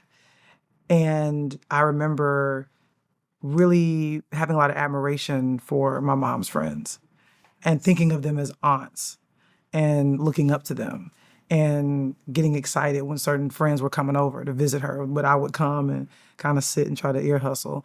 And so I feel like you remind me of the favorites that I had of my mom's friend group. And that's really why you sit so well in that role, because you're there to support Catherine Yes. through this journey that she's on as her daughter is telling her that she's queer. And seeing you and Angela, yes, at the dinner table with myself and Aziz and all that stuff, but seeing you and Angela in those scenes where it's just you two and you all are talking and you're having those conversations. I think it's those scenes where I'm not even in it, Aziz isn't there, and it's just you two being women, Yes. trying to figure out, how did this happen? How did we get here? What are we doing? But what I also love about your character is that she's supportive of Denise. And she's trying to tell Catherine, this isn't crazy. It's not that weird. It's not your fault. It's nothing to do with you not, staying with her dad. And my mom had friends like that. And I think you really represent those aunt moms, those women that come over and hang out and don't judge the children because they see them through a different lens. Exactly. And I think they also, those Aunt Joyces of the world, see Denise's as people rather than the way Catherine sees Denise, because Denise is an extension of herself. Facts. And you met Denise as a person, as a kid. You obviously, we start at the top with their children. So you get to just see Denise as a person. And I think in our real life, you as Kym see me as a person. And you are like an aunt. You always say I'm your niece. Yep. And, you're Aunt Kym. And I think that's why it worked, because we really didn't have that much acting to do. We were reciting lines, but I think our genuine love that we have for each other. And then this is my first time meeting Miss Angela, and working with her. And I remember asking you if you had ever worked with Miss Angela before. Mm-hmm. And you hadn't. Nope. But were friendly. Friendly. Yes, we knew each other. Yeah. And so you said you were excited to work with her. And I also want to mention Melina Mitsukis, my sister from another mister. She directed us so beautifully. And she, to me, I think is one of the great directors of our generation. What was it like being directed by Melina? Easy. Melina was just, once again, kind. And her vision. What I liked about Melina is if it was something she didn't think that would fit the scene or wasn't right, she wasn't like, oh, she was like, you know what, Kym, we'll try it later, but let me get this shot first. But you know what, I'm gonna think about it. Or I'm like, you don't want to do it, but but her vision, Visionary. I think that's what it was. Her vision, and I'd say that even though I was being directed by her while I was in the scene, it was once I saw it, that's what made me really get the respect for her. Because when you're being directed and you're in it, you can't see the whole thing. But when I saw that whole episode, I said, oh, that's what she does. The crane shot? Yeah. Come on. Hello? Right, the diner shot. I said, okay, I see why. Sometimes I see people and I'm like, I don't know why they hired that director, but I said, oh, I see why. Now I want to talk about a show that could be considered children's programming, and also had, I think taken away too soon, I would say, as well as the person who was the creator of the show. That girl, Lele. Ah. I know. That girl Lele and David Arnold. Yeah. David A. Arnold. David A. Arnold. Our guy, yes. Our guy, may he rest. Yes. He's smiling down right now. He is. He was like, these two getting together, talking. Well, I knew him Yeah. because of you. You introduced us. Yeah. And he became a huge presence in my life. Yes. And he is someone that we both miss every day. Every day. and still can't believe he's gone. But you got to work with him on his show, That Girl Lele. What was that phone call like from him? The truth, let me tell you something. David Arnold would call me and say, okay, I got you, just like you, I got you this part. But I was disrespectful to David, not to you. David, I'm like, David, what is it? You know, what? He was like, you're going to play this hairdresser and you're going to this and that. I was like, all right, send me the script. I'll be there. What day is it? Let me look at my calendar. I was so disrespectful to him because, you know, we were friends. I was like, now, and you know me, I was like, how many lines I got? What I got to do? So, look, hold up. I got to get this leg up here. Oh, Yeah, come on. Felt uncomfortable. Uh-oh. I want to Get look that thigh like, out. I get the thigh out. Get that look right there. Okay. Ombre. So, the ombre thigh, I gotta have that. I wish I had a little booty hanging off a little bit. So, no, ain't nothing Perfect. there. Okay. You know, it was good. You know, when your friends, you know, call you and they got a gig for you, it's always fun because you want to go on that set and you want to be disrespectful. You want to not know your lines. You want to give them a hard time and you want to have fun because that's what I did. I'm like, I don't feel like doing the line right now, David. I'm going to get some coffee. So that experience, and there was another, I was sick. I think I had COVID.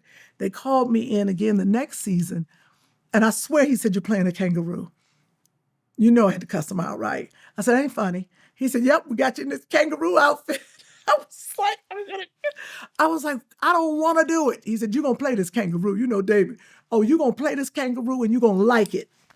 So I was first of all, just happy that he had a show on the air. He was such a hard worker. Yeah.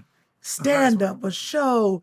It was a creative. And far as my stand-up now, David got me really to where I am. You know, I think about the Buddy Lewis and pushed me through. And then David, we went on the road together. He said, she said. He said, she said. And he said, I need your celebrity to get me in the clubs. But you will grow as a stand-up because you're in the clubs. And now I'm a very strong stand-up because I did that, because he did that. I remember coming to see y'all in the Valley. Were we in the Valley? Yeah. Oh my God, that was back really early on, wasn't it? Yeah. And then That was before I like kind of got to know him well. That was, yeah. Oh, good. Because I would go on stage, he would go on stage. But then the fun was when we went on stage together. Right. And that's, oh God, that was just fire. What was it like being on that set with him of That Girl Lele? Being on the set with David is fun. And you know, it's a bunch of kids on the set. Right. Easy. When you're on the set with your friend, it's easy. All the writers, because it comes from the top. Just like you. They're like, oh, that's Lena's girl. They ain't gonna give me no problems. I'm Lena's friend. And I'll throw it out there. I'll be at craft service. I'll be, hey, look, I'm gonna take all the pickles. I'm Lena's friend. That's what you do. So with David, you know, it was his show. I was so proud of him. Yeah. And That's I think a big deal. it was a big deal. I think that was it. I would, where's your office, David? I'm gonna go in there and I'm gonna steal some paper clips. So, you know, just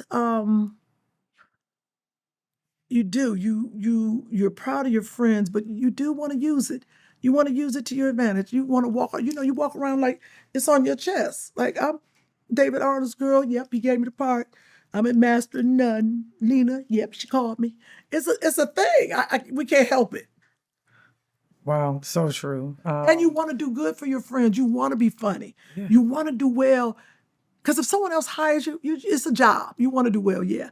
But when you have a friend attached, because you're going to hear about it for the rest of your life.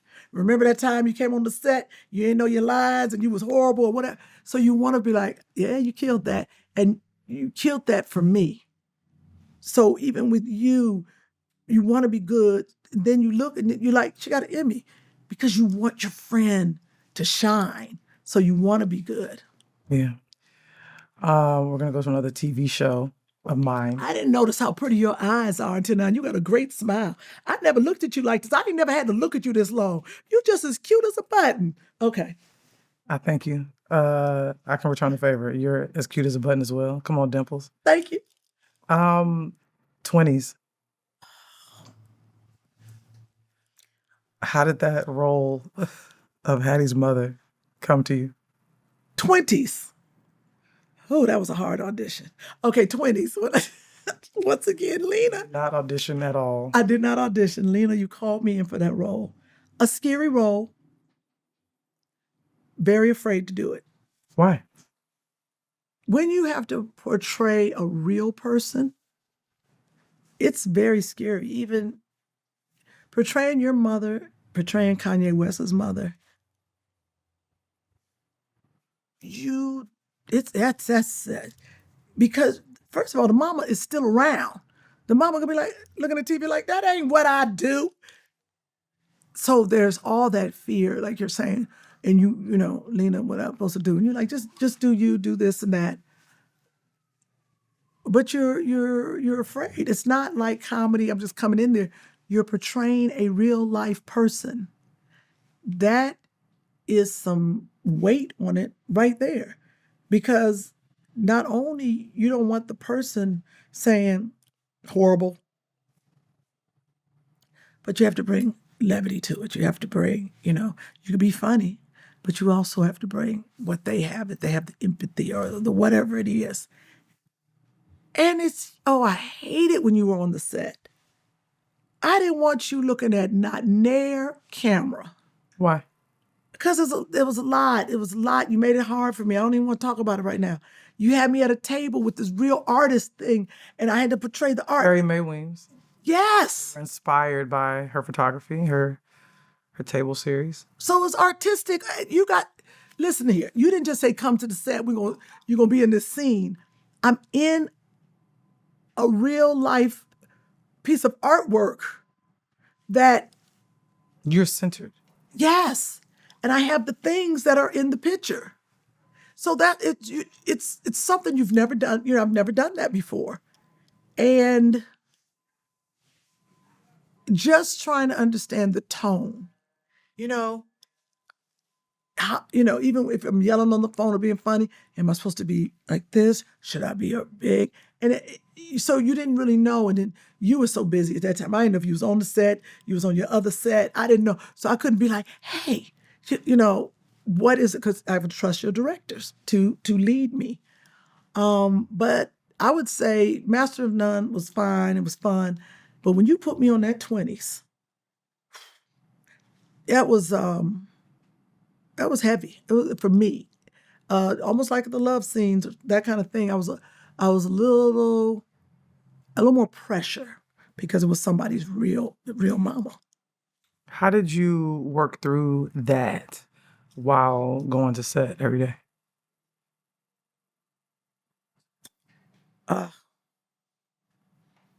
Really talked to JoJo a lot. Nika Gibbs, yeah, played Hattie. That's right. Knew my lines. Had an acting coach. So you decided to work with an acting coach because of this gig, or is that something you would do because regularly? Of this gig? No, if there's something I'm not comfortable with and what I should do, I get an acting coach to work through it. What were you able to glean from those sessions? To try to keep it grounded. That's the thing. Because of the comedy side of me, how do you keep this woman grounded, especially when she's coming to your workplace? Mm-hmm. And I came in town, and I was like, "Ooh, you can't be all big Kym and That was the thing to really work on, to bring it back, bring it down, Kym, bring it grounded, to feel your emotions as a mother.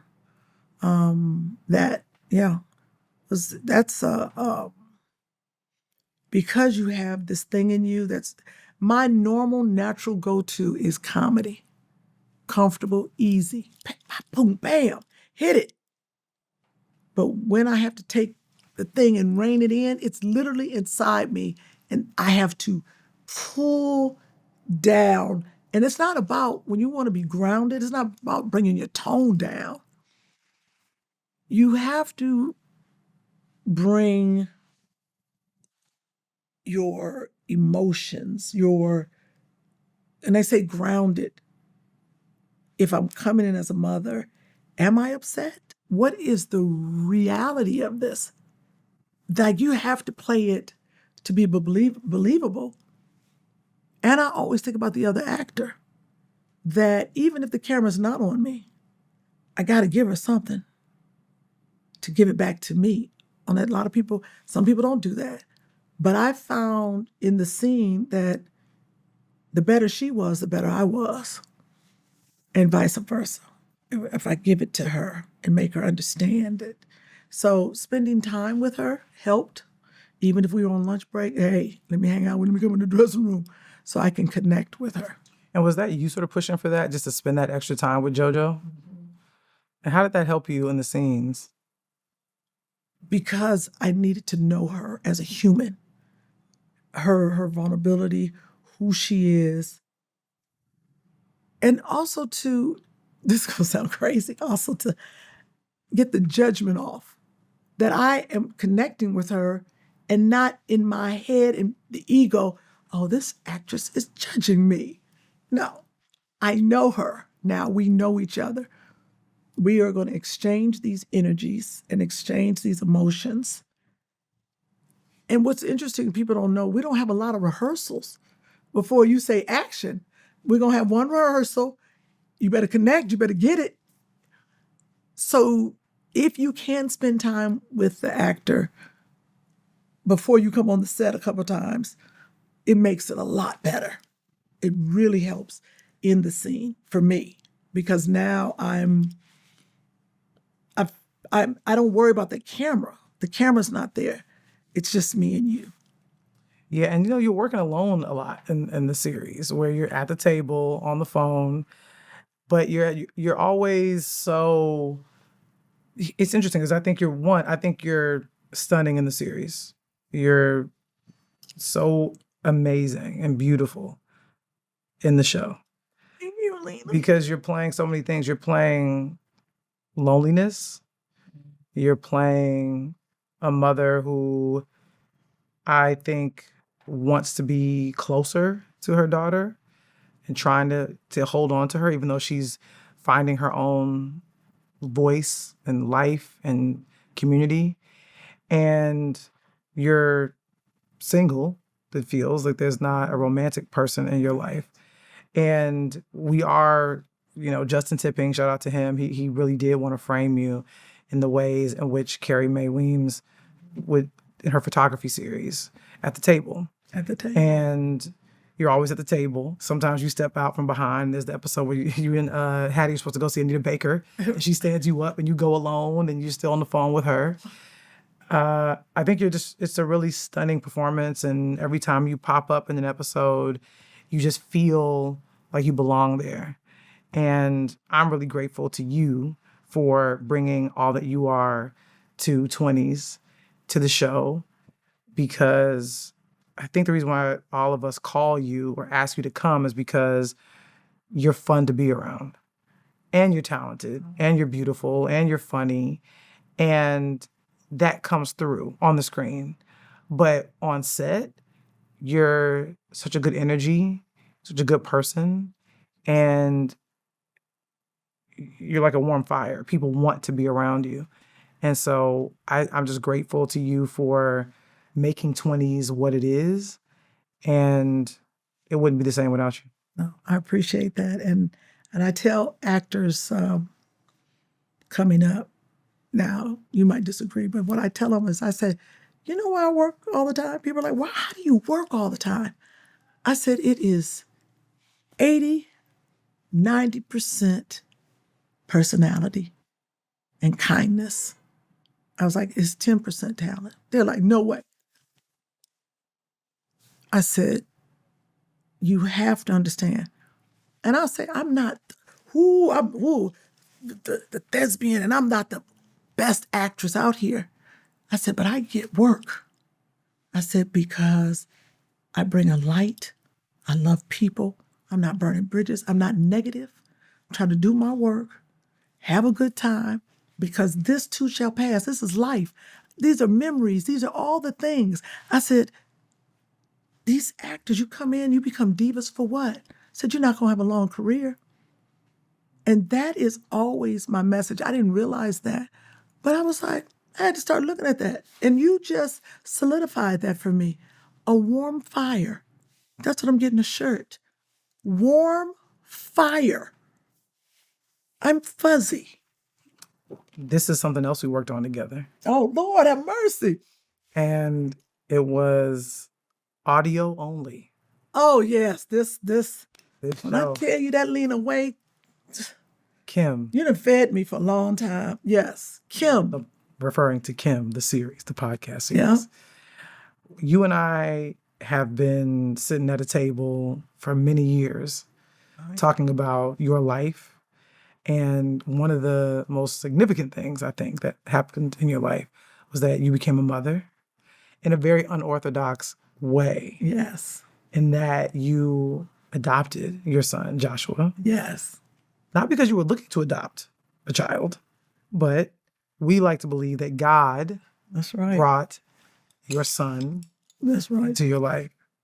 And the way in which your son sort of landed in your lap, we both thought was something that we should write about. Do you want to talk briefly about how Kym, the series, came to be? Well, Lena, you've been interviewing me for years. I remember you came over to the house and you were like, let's talk about this, your life and how this happened. And we're gonna do a show about it. So I want to say, for years, it felt like you would come and say, hey, we're going to do this. What did I tell you? When you say you're going to do something, you do it. You said you're going to do this. And now here we are. Look at me being interviewed. Is it legacy? Yeah, I'm a legacy. Okay. Legacy talk. Legacy talk. That's why we talk real like serious, because it's a legacy talk. Okay. So Kym, the Audible, on Audible. And when I tell you this Audible series won awards, I know we did. we were in the top 10 in Vanity Fair. When I tell you, you came and said, let's do your show. And we're going to do it in a podcast style, a Audible series. And I'm like, how you going to do that? Shout out to Audible. Huh? Shout out to Audible. Oh, it's your Audible, thank you. I didn't understand. I was like, how you going to do that, Lena? You got your writers together. You got your scripts together. Shout out to Mark Brown. That Mark Brown, love him. And then you said, let's cast it. What? And then we were like, are you serious? It's so crazy how things happen. 8 episodes. It was about 8 episodes. Kym, Kym. The story of a single actress getting a child and all her friends helping. And the fact that Sherry Shepherd came on and played my best friend, and we sat in the studio, I don't know if it took a week or 2 weeks, voicing over these fantastic scripts. David These Arnold, stories. Jess Hilarious, Cynthia Erivo, Yeah, myself. just to name a few. True. This series, people are still saying, where is the next season? People loved that because you go to Audible and you hear books. You don't go to Audible and it's like old-fashioned radio. Right. It's a show, like you're in your car or wherever, and you're listening to these episodes, and you're like, what happens next? And didn't David play Big T or Big, He played your love interest. my love interest? Oh, my, and I fought against you. Remember, I was like, I don't want David. Right, because y'all were in a fight. Oh, that's right. We were in a fight, weren't we? Mm-hmm. Dang on, you remember everything. I do. And I felt bad about that when he passed away. I was like, did I apologize? Yeah, you did. I did, didn't I? Thank you. So all my friends were in it. It was amazing. I think we need to bring back a second season. I'm game. Audible needs to come back. Everybody wants to know what happened. Let's go. The voice talent was fantastic. The stories were fantastic. Me and David, we all wanted to do our own thing. And Lena, you would no. You're going to read the lines like this. This is where it's coming from here. We just out there, no, we're going to say it like this, Lena. You would come in the booth. I said, no. I asked y'all to read, I'm listening. And this is what actors don't understand. When you have a director or producer or somebody who sees the vision and knows what it's supposed to be, we should listen. We think, oh, this little part is going to be fun. It doesn't match. It doesn't go. It's not the thing. But sometimes we have our own, we want to do it our own way. But it was great having you and Mark in the booth, in the other booth, listening to us, to be able to stop and say, Kym, hit that word. People don't understand it. You're doing voiceover. It becomes another meaning, but you can hear it. I'm thinking I'm saying it correctly. You're like, no, hit the and, or hit the you. And that was difficult because we hear it one way. You're like, and then finally you understand it. If you hit the you, it's going to mean, because once again, this is hearing. It's not a visual. They got to understand what you're saying and where you're coming from. So I learned a lot in that series. What was your approach playing a character that was basically a version of yourself? How do you make yourself better? How do I make Kym Whitley better as a character? Even though it's Kym, how do I hit these lines and this comedic timing or this other thing to not say, that's just Kym? That they can, I want them to, what is the word? Just absorb themselves into this world that when you're listening to it, everything else goes away. Because Kym is so good, Sherry Shepherd's so good, all these, and now these are just characters. That's not Kym Whitley, that's not Sherry, that's not David, that's not Lena. That they can, when you're really good, you can see the world, even though you're hearing it. And that comes from writing and good performances, that you're in the world. Was it hard sort of reliving some of those memories that we sort of fictionalized? Yes. You know, it's hard when you're doing your own life. And there are things in your life that you're like, oh, I don't want to revisit that. But it was well written, that it wasn't painful. I miss Joshua being a baby and being young and being a little kid. So to go back to those times was great, and what I went through with his birth mom and how it all came out, and what we did. So, but I think that's what makes it good. That's a good script. Because people can hear the realness in your voice. If you're doing the voice and something is happening in that scene and you're really frustrated with the birth mom, they're going to hear it's real. And I think that's good for storytelling. Yeah, and I think, our lives are our own inspiration for the work, for the jokes, for the humor. Mm-hmm. And you would tell stories about, conversations you would have with his real birth mom and conversations you were having with different guys in your life about you now having a kid and your friends, real life friends, Sherry Shepherd, and how it changed everybody's life. And it was really fun to get that show out there, even if it is just one season. I really wanted to make sure we documented that journey because it was humorous, but it was human. And I think those are always the best stories to tell.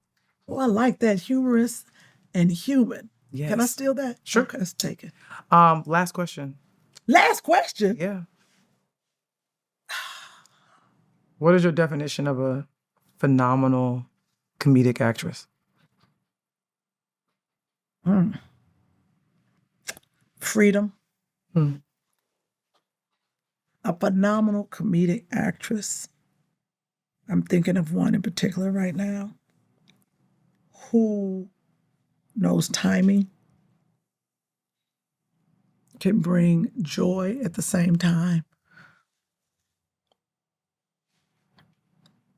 Also can make you feel. That is a great comedic actress, that you could actually feel something, but you bust out. You want that, you love that, but you're like, I want to hang out with that person. And that timing. Ain't nothing like timing. You cannot be a great comedic actress without knowing timing. When to hold, when to fold, and when to run. You got to know all that. You got to be like, hit it. And I that would be the definition of a great comedic actress. Well, I think you fit that description really, really well, because I think after sitting with your work for these past few days, all of it, that becomes very clear that your timing is unmatched and your authenticity that you're bringing to these characters, even though you are very different from the characters that you've played, there's something very honest about it. And I think that's because you don't judge these women that you're playing. You play them with full gusto, with a lot of love and a lot of humor and a lot of humanity. And I think that's why your legacy will never die, because you represent all of us. You, that fear that you talk about, that wanting to do well for the people that are rooting for you. And I know I'm one of those people that is constantly rooting for you, but also calling you to come be a part of whatever it is I'm doing. Now, you also, I want y'all to know, Lena also calls me, and she thinks she the aunt, and she the mama sometimes too. But I listen to her. You are one of our pillars, one of our comedic pillars, one of our, those people that when we see you in something, we feel held, we feel safe, and we know that we're gonna laugh, but we're never gonna laugh at the character. We're gonna laugh with her. And I think that's a rare quality that few comedic actresses have, and you have it in spades. So thank you for making us feel seen, for not ever judging anyone, and thank you just for reminding us of who we are. Well, thank you. This was really, I thought we was going to talk till the candle burned down, but I see we almost all right. there. We almost there. No, this was, thank you. I didn't know what to expect when I came here. You don't get interviews where you get to talk about your work. So I thank you for doing the research, really, and digging deep into who I am as an actress and as a comedic. And even today, once again, with Lena Waithe, I have learned something about myself. So thank you. That's a cut. Legacy, oh legacy.